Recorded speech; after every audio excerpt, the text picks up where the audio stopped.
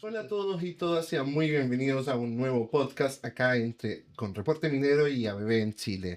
Desde la sala de podcast de ABB en Chile, hoy abordamos un tema central para el presente y el futuro de la minería en Chile: la transformación digital, la inteligencia artificial y su impacto en la productividad, la sostenibilidad y la competitividad del país. La conversación se da a partir del estudio Ecosistema Digital en Minería, Diagnóstico y Oportunidades en la Ruta de Chile por la competitividad global, desarrollado por Deloitte y Sesco, quienes entregan una mirada sobre el nivel de madurez digital del ecosistema minero chileno y las brechas que aún no existen para pasar desde iniciativas piloto hasta transformaciones a gran escala. El estudio plantea que la minería está enfrentando uno de los procesos de cambio más profundos de las últimas décadas, marcado por mayor complejidad operacional, exigencias de productividad y la irrupción de tecnologías como inteligencia artificial, analítica avanzada, automatización y gemelos digitales. Hoy me acompaña Jorge Abraham, gerente de la División de Procesos Industriales de ABB en Chile, y Cristian Cifuentes, analista senior del Centro de Estudios del Cobre, Sesco. Bienvenidos, Jorge y Cristian, ¿cómo están? Muchas gracias por la invitación. No, gracias a ustedes por haber aceptado esta invitación, y también agradecer a Jorge por acogernos acá en esta sala de podcast que la inauguraron recientemente. Y felicitaciones, está muy bonita, Muchas Jorge. gracias. Eh, Vamos a partir, estaba introduciendo que nosotros esta conversación la vamos a hacer a partir de este estudio que hizo Deloitte con Sesco. Cristian, el estudio plantea que la minería chilena está avanzando en digitalización, pero todavía con brechas entre intención y ejecución. Desde tu mirada, ¿qué tan preparada está hoy la industria para escalar soluciones digitales reales? Mira, lo interesante de este estudio, primero yo creo que es bueno poner un poco en la mesa cómo nace esta idea. O sea, esta idea de hacer este trabajo con Deloitte. Nosotros hace 2 años atrás hicimos un estudio muy focalizado en la mediana minería que nosotros lo llamamos minería emergente. Y uno de los highlights de ese trabajo, que fue el de minería emergente, desafíos de la mediana minería en Chile, fue este tema de la digitalización. De qué tan asumida tenía la mediana minería en sí, en sus procesos, la digitalización. Y ahí nos dimos cuenta que ellos se veían bastante como abandonados en cierto modo, pero no porque no hubiese un interés en digitalizar las operaciones, sino que de hecho, en un par de eventos que hicimos en Atacama, medianas mineras destacaron cómo han avanzado con cosas súper sencillas. Por ejemplo, había una empresa minera, en este momento no me acuerdo el nombre, que hablaban de que habían iluminado la mina, por ejemplo. Que había hecho que habían colocado sensores en toda la minería de la mina subterránea, la minería de mediana envergadura, y que habían podido aumentar en X porcentaje la producción, la productividad, etcétera, etcétera. Y eso, en cierto modo, nos dejó dando vuelta ya, pero ¿qué está haciendo realmente la industria a nivel de digitalización?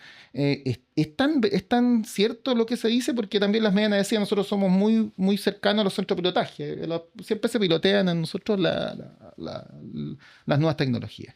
Entonces, cuando hicimos este trabajo, nos dimos cuenta que porque tratamos de abordar todos los stakeholders del sector, o sea, tratar de ver grandes empresas mineras, medianas mineras, las METs, y en cierto modo son prestadoras de bienes y servicios también, pero también la academia. Y nos dimos cuenta que había un cierto grado de desconexión entre estos tres actores, y particularmente porque al final, cuando nosotros le preguntábamos a las METs cómo se sentían ellos a nivel de digitalización, ellos se sentían líderes en muchas áreas.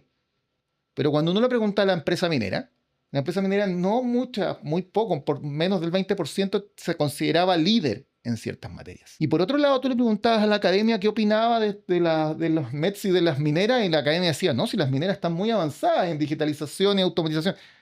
Pero no están así. O sea, las mineras han llevado mucho el tema de la digitalización y automatización, mucho a los fierros que le llamamos nosotros, o sea, la automatización de procesos, la robótica, pero no al machine learning, a la inteligencia artificial, que sí lo ha llevado, por ejemplo, los proveedores.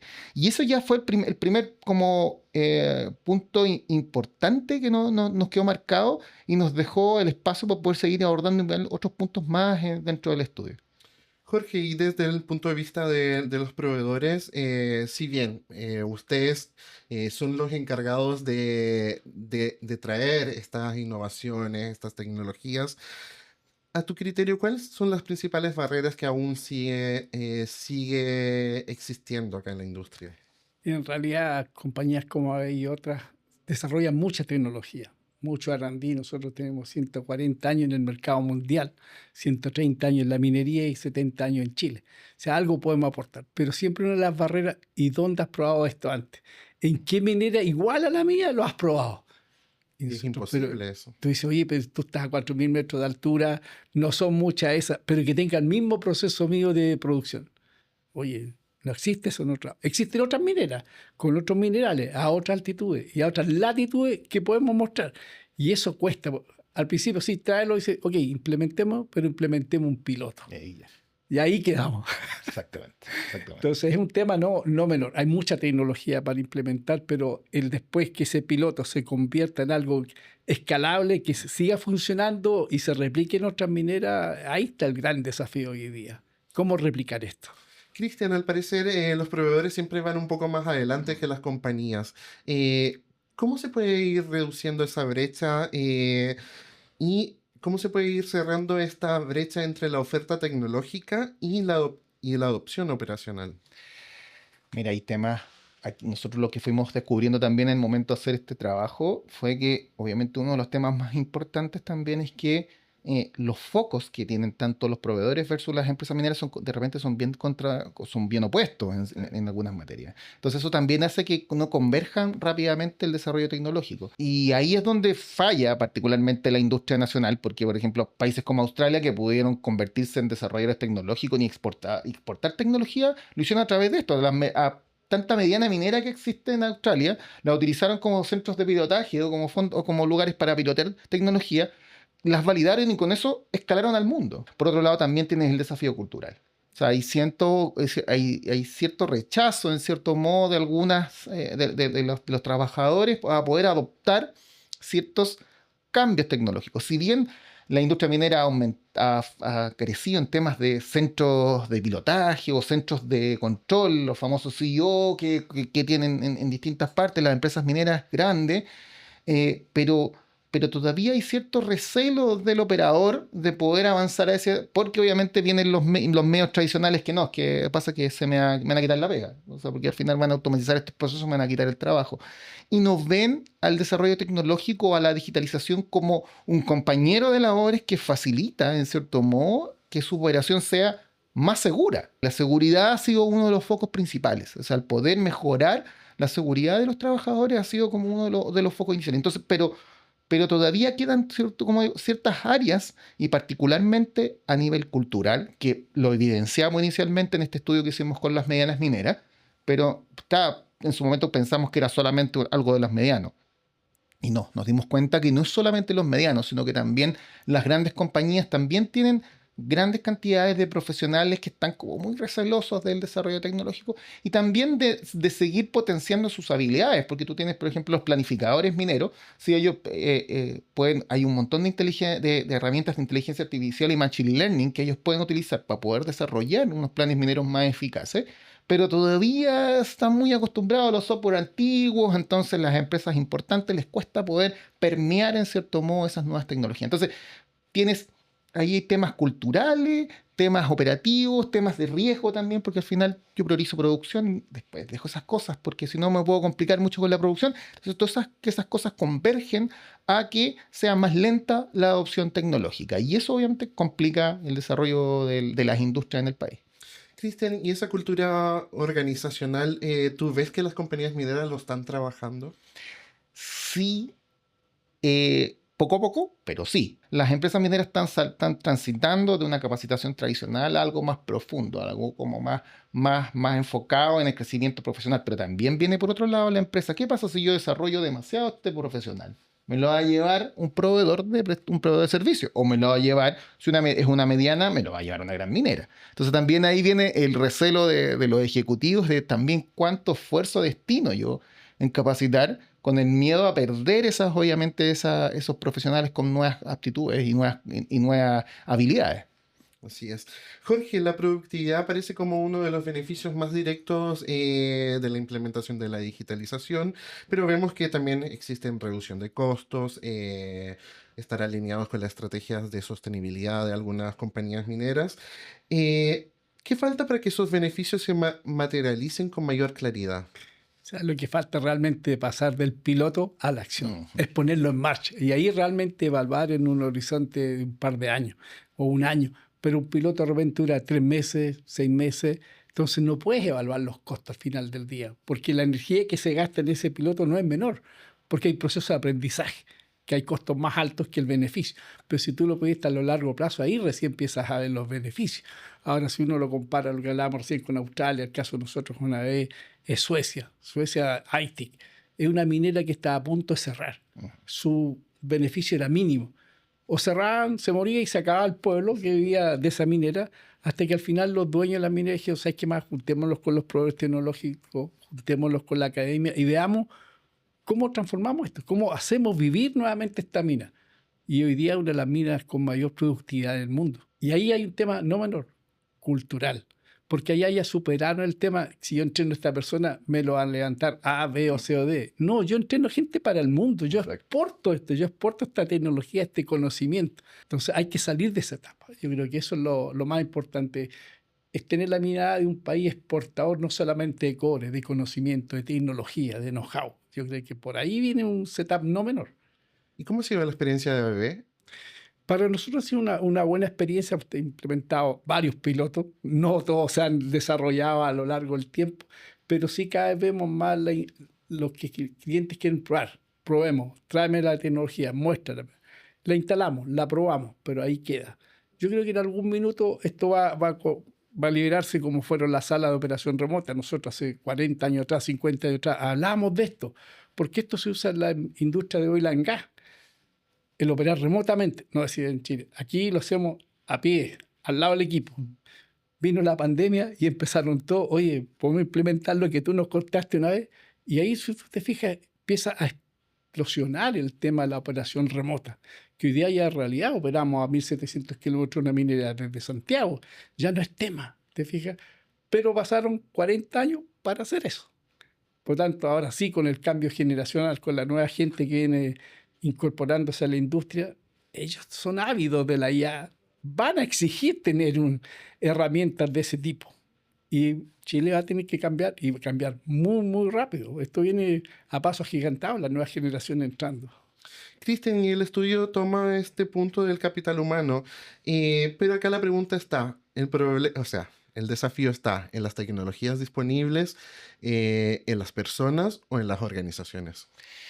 Yo creo que es una sumatoria. Yo creo que la tecnología no es tanto la tecnología disponible, la tecnología está súper bien dispuesta. De hecho, también hay que empezar a sacar los mitos. Este tema de la inteligencia artificial no son esos chatbots que tiene uno que conoce y que uno le pregunta cosas. La inteligencia artificial va más allá, es más profundo. Es el permitir poder hacer interactuar ciertos sistemas que existen actualmente instalados y permite facilitar, obviamente, la labor de de los operadores particularmente. La tecnología está, pero ahí el choque entre la organización, como decía Jorge, la organización y el capital humano ya capacitado, que este miedo a no perderlo, la organización hasta qué punto está dispuesta a entregar.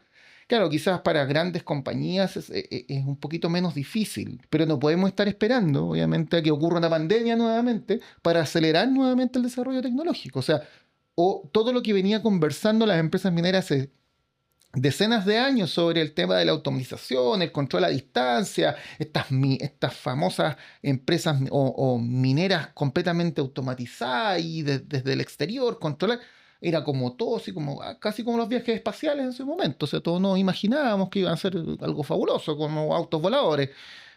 Y no, pues llegó la pandemia y aceleró todo. ¿Qué pasa con los operadores actuales que tienen el conocimiento, que tienen el know-how de estar ahí entre medio de los fierros, entre medio de la roca ahí en el terreno?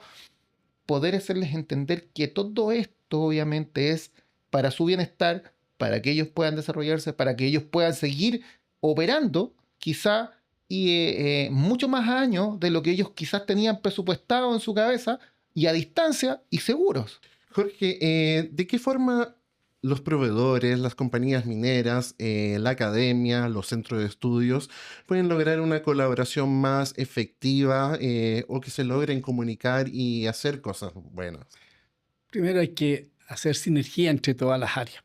O sea, es juntarnos, es conversar, ir a los seminarios, estar presente en los seminarios. Hay varios seminarios donde junta todo el sector minero, donde justamente está la academia, están los principales clientes y los proveedores. Y en ese cafecito es increíble cómo se desarrollan varias ideas. Y muchas se concretan al final, pero hay que juntarlo. Alguien tiene que hacer que esto se junte. Yo creo que es importante tener un actor que reúna a estos tres pilares del negocio de Chile, que es la minería del cobre. Sin ese pilar, esto no funciona. Yo creo, porque cada uno por su lado va a querer hacer lo que quiere. Claro. Pero si hay alguien que empieza a juntar estos tres actores, yo te digo, esto va a cambiar. Y acá en la experiencia chilena, ¿tú has visto que se ha dado una buena sinergia? Cada vez más. Nosotros lo vemos y lo sentimos, y algunas veces uno como proveedor tiene que jugar ese rol. Yo he estado en otros eventos de otros proveedores donde ellos invitan a distintas empresas mineras, proveedores, y uno dice, oye, pues si ese tipo es competidor, mira, me está invitando a mí, está invitando al ecosistema. Y eso es lo que uno tiene que despojarse de sus letras de su compañía y en pos del beneficio de todos. Y ahí Sesco también juega su rol no menor, pues, con la misma cena Sesco que nosotros lo vemos. Están todos los actores de la minería del cobre de Chile y del mundo acá, y la cantidad de reuniones que se generan en esa semana es impresionante. Y eso es parte del ecosistema. Cristian, ¿compartes esta idea que hay que juntarse? Sí, claramente. De hecho, en cierto modo ese es el rol de Sesco. Sesco se auto definió un rol que es este rol de faro, de poder llamar a todos los miembros del ecosistema, unificarlo y poder sentarlo a conversar.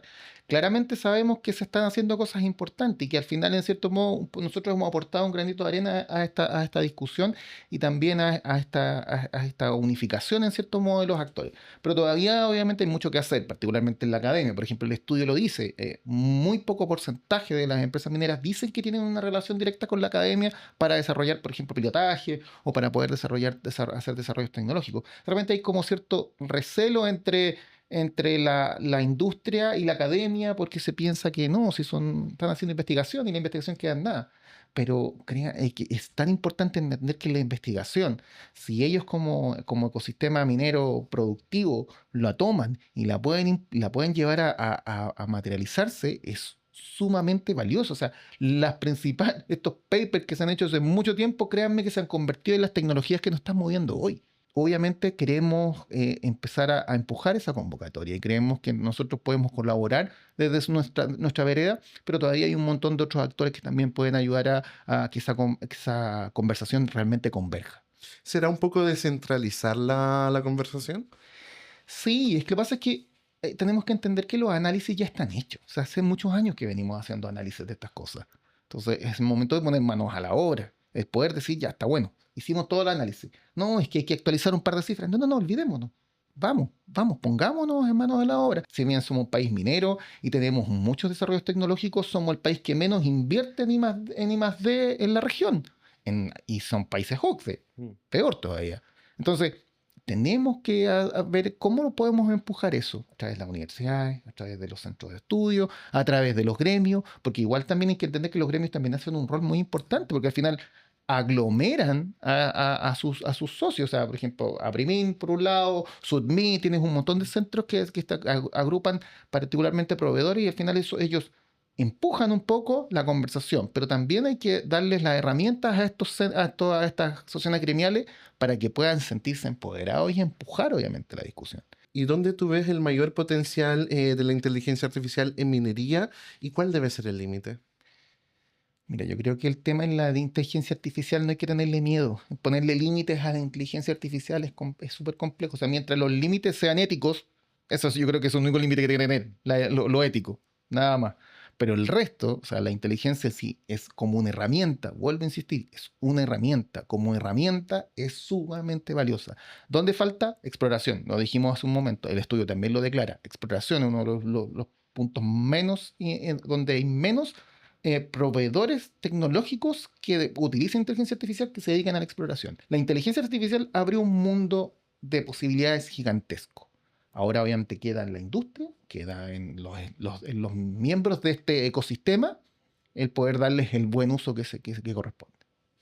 Jorge, ¿y tú crees que debería existir algún límite con la inteligencia artificial? Límite ético, sí. Ya. Yo creo que por ahí, pero el límite tecnológico no hay que limitarla, hay que explorarla lo máximo posible. ¿Y a qué nos referimos al límite ético? Es no hacer mal uso de la información, Claro. no hacer mal uso de la data que está ahí, de autobeneficiarse con las cosas, ¿ya? Y no que se beneficie el ecosistema, las comunidades y todo. O sea, por ahí va un tema el ético, la parte ética, cómo se usa la data, cómo yo uso la información, ponerle límite a eso. Respetar a quienes generan la información. Sí. También. Yo creo que por ahí va. Sí. Esa es la ética. Es que yo respete a quien hizo esta información. Que al final no es que yo reemplace a quien construyó las bases, sino que al final respete su conocimiento. La imagen, lo que últimamente se utiliza mucho, por ejemplo, los cineastas están muy molestos de que se ocupe la inteligencia artificial, pero también los desarrolladores de investigaciones científicas también están muy molestos. Y ahí viene lo ético. Ahí más que nada. Perfecto. Jorge, en operaciones críticas la continuidad operacional es clave. Sí. Y en ese sentido, ¿cómo se equilibra la incorporación de nuevas tecnologías con la seguridad, la confiabilidad y un tema súper importante, la ciberseguridad? Bueno, primero está la seguridad de las personas. Claro. Para todos nosotros que estamos en este ecosistema de la industria, no solamente la minería, la seguridad de las personas es lo primero. O sea, tú tienes que generar operaciones que sean seguras para las personas. Y el tema de la ciberseguridad no es menor, porque hoy día acá todas estas plantas están más interconectadas, pasan más por servidores, por satélite, la data está ahí. ¿Cómo yo me protejo para que algún usuario que no sea de tu planta se meta y te pare un molino, te echa a correr un motor cuando no corresponde? Entonces ahí entra la ciberseguridad. ¿Cómo poner todas estas barreras para que personas que no son parte de tu compañía operen los equipos y que hagan partir, parar bombas, motores, generadores? Yo creo que por ahí es uno de los principales dolores que tiene la industria, pero se ha manejado bastante bien. Los ataques existen todos los días, millones de ataques a cualquier industria. A ti mismo, tu computadora, tu celular, una planta minera. Para los hackers es un juego, pero el tema, el desastre que pueden ocasionar no es menor. Entonces el tema de la ciberseguridad juega un rol súper, súper importante. Y ahí es donde vienen las compañías que desarrollan todos estos firewall, todos estos software, estar detrás para que esto no ocurra. Y si llega a ocurrir, que se minimice el impacto. Y en ese sentido, Cristian, bueno, la interoperabilidad va a ser clave acá porque un mismo proveedor no siempre va a entregar la solución completa. Van a tener que dialogar con otro proveedor, una compañía va a necesitar más datos para tomar ciertas decisiones. ¿De qué forma la interoperabilidad va a ser necesaria para escalar la digitalización acá en Chile? Si yo soy competidor de ese proveedor, bueno, sentémonos a la mesa y podamos dialogar y para poder desarrollar obviamente algo que sea en beneficio a toda la industria. O sea, ya no podemos seguir trabajando en silos, o sea, tenemos que trabajar en cierto modo de forma unificada, porque así también facilitamos el desarrollo de las nuevas tecnologías. Porque si yo genero sistemas que sean accesibles, obviamente, de buena manera, por eso también los aspectos de ciberseguridad y por eso también la ciberseguridad es parte de esta ética que yo te comentaba anteriormente de la utilización de la inteligencia artificial. Porque si yo permito desarrollar sistemas que puedan ser de fácil acceso y puedan implementarse otros sistemas dentro de ese mismo sistema, obviamente facilitaría todo. Y el tema de toda la cadena de valor, hay que entender que la cadena de valor es bien especial en minería, pues, es en la vertical, pero también en la horizontal, y en cada proceso, en cada eslabón de la cadena hay otra cadena más en la horizontal. Entonces, y así mismo, después cada cadena horizontal se conecta en la vertical con la otra. Entonces, esto es de verdad, si tú no logras, obviamente, generar un escenario de interoperabilidad adecuado, solamente le estás poniendo más escollos al desarrollo tecnológico. O sea, el desarrollo tecnológico necesita esa conversación interna en los procesos. Así es. Y para ir cerrando esta conversación, que ha estado muy interesante, le voy a hacer una pregunta a ambos y me gustaría saber, a su criterio, ¿Cómo Chile puede mantener la competitividad a nivel global como país minero? ¿Y cuál debería ser las prioridades en los próximos, pongamos, en los próximos 5 años? ¿Debería ser inversión tecnológica, talento digital, gobernanza de datos, colaboración público-privada, escalamiento de soluciones? Sé que son todas en conjunto, pero me gustaría saber la respuesta de ustedes. Bueno, un tema no menor es la capacitación. Primero, que los centros de estudio capaciten a los chicos con las tecnologías que se vienen, no con las que ya pasaron. Claro. Anticiparse ya con los nuevos profesionales, porque entrenarlos con tecnologías antiguas, ya el tipo está obsoleto. Entonces, el primer desafío es la educación. Educar con una visión de futuro, ¿ya? Con respecto a lo que es la IA. No restringir a los chicos el uso de la IA. Úsenla, pero úsenla bien, ¿ya? El enseñarles los procesos productivos. O sea, cómo sacamos mejor cobre a menor costo. Claro. ¿Ya? Y no solamente la disciplina del área de minería, o sea, está la gente del área de informática, la gente del área electrónica, ya el área de finanzas, y dice, pero yo no voy a trabajar en el cerro minería, pero Chile depende de la minería.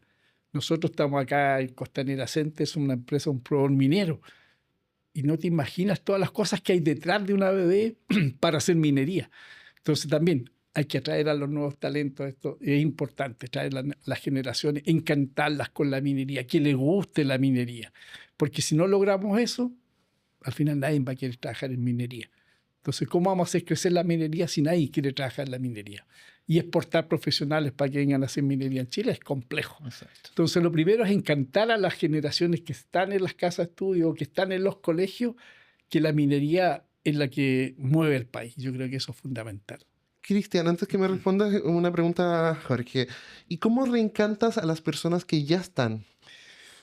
Mostrando que pueden continuar trabajando en la minería, que a lo mejor por un tema de salud tú tenías que bajar del cerro y dejar de trabajar, pero hoy día con las centro operaciones remotas puedes trabajar desde Santiago, desde Viña, desde Antofagasta. Ya no es un tema de la limitación geográfica. Si por X motivo ya no puedes caminar y andas en una silla de ruedas, no podías tomar avión, no podías llegar a una minera, pero hoy día puedes llegar a un centro de operación integrado aquí en Santiago, si vives en Santiago. Entonces no te limita, al contrario. De esa forma hay que ayudar a la gente a que continúe entregando su conocimiento a las nuevas generaciones y transferir este conocimiento que es súper importante. Cristian. Mira, yo creo que concuerdo con Jorge cuando habla de encantar nuevamente, obviamente, con el tema de la inteligencia artificial a las nuevas generaciones. Pero también hay que ser súper majaderos en que hay que darle el espacio enseñarle para que ellos tengan el espacio para poner en duda lo que les entrega esta inteligencia artificial. Que sean capaces de discutir los resultados, que no sean notamente, me entregó esto y tengo que creer a pie junto lo que me dijo la inteligencia artificial y utilizarlo así en los procesos. No. Ponelo, ten esa capacidad de ponerlo en duda. Y eso pasa desde la escuela hasta la universidad, los centros de formación técnica, hasta los profesionales que están instalados ya. Poner en duda las herramientas.